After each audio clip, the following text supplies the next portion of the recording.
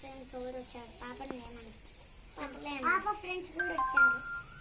పాప ఫ్రెండ్స్తో పాపని ఇచ్చుకోమని ఇప్పుడు వెళ్ళి మాట్లాడేస్తాం. ఏంటో అడుగు వెళ్ళండి. నాకు ఒక ఐడియా వచ్చింది.